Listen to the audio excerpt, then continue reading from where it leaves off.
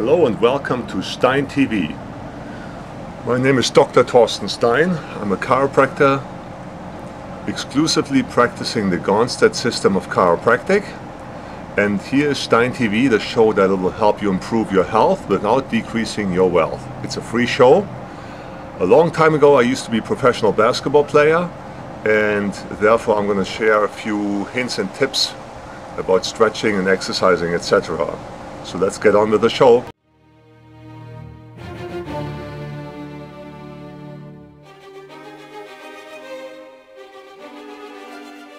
Now the first part of our show is something like a testimonial again. We hear from Steve. Now, if you ever driven by some kind of a farm and you saw a bull standing, did you ever wonder what would happen if I would climb over the fence and the bull would spear me? Well, I did, and well, involuntarily Steve did too.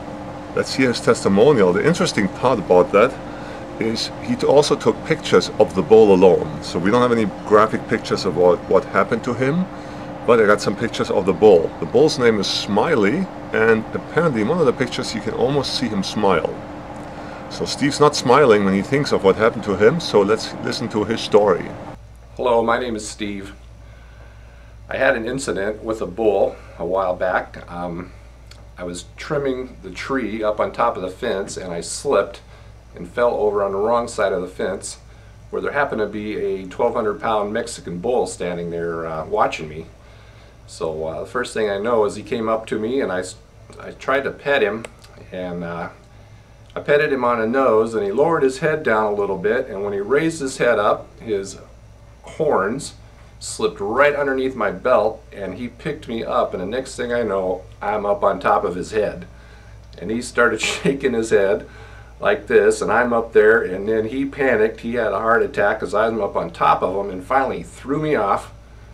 And then I tried to stand up, and as soon as I tried to stand up, he came up behind me and just head-butted me just like that, knocked me flying.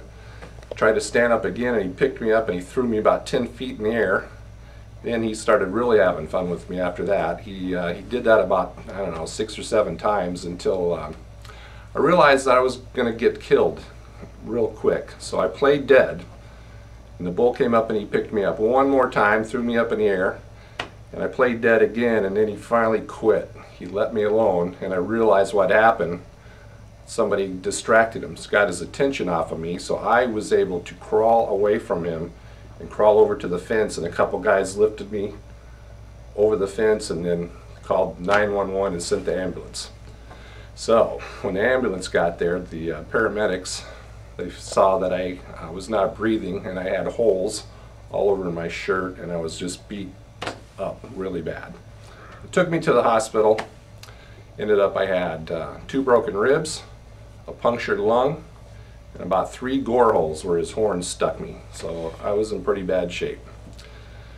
After that I spent a week in the hospital, and they got all my wounds healed enough where I could go home, and then finally after about a month of recovery I realized that something was still wrong. I had really bad pains in my shoulder all the way down my arm and into my fingers, and realized there was something wrong with my neck. So I went to my chiropractor, and he tried to adjust me, and he couldn't get anything to go right, so he brought his buddy in, and they both got on my back and they were pushing on me really hard, and they couldn't get anything to work.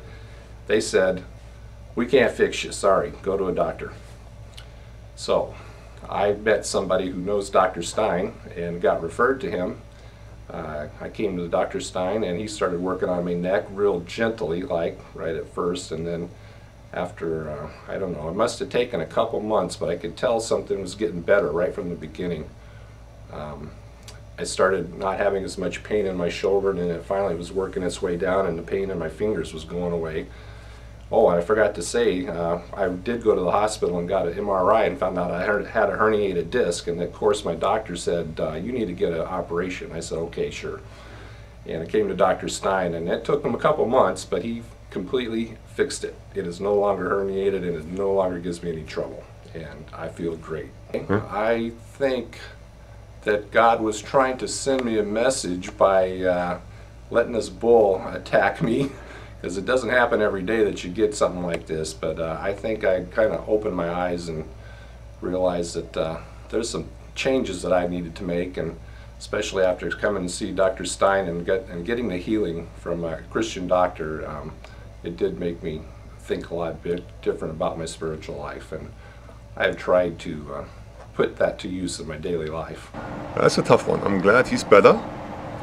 The next part is a little nutrition tip from me, or better from our expert Rod. Why is breakfast the most important meal of the day? This is Rod again, and I'm just going to go over a quick nutrition tip of the week here and the importance of breakfast. Breakfast actually means break the fast. So after you slept for 7 to 8 hours, your body's in a fasting state. So as far as energy-wise and burning fat, we need to increase the metabolic rate. We do that by eating breakfast. Should be a balanced meal with protein, fats, and carbohydrates. This is going to start the metabolic rate and bring it out of the fasting state and actually help you burn more calories. Also, it's going to bring your blood sugar levels up so we can start a good base of energy for the day. All right, time just flew by.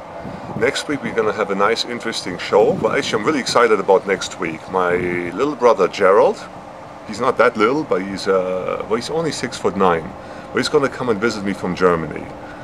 And I plan to do something really cool. What I'm going to do is, I'm going to see how much fat someone can lose in about 2.5 weeks. Because he's going to be here for 2.5 weeks, and we're going to see how much you can change in 2.5 weeks.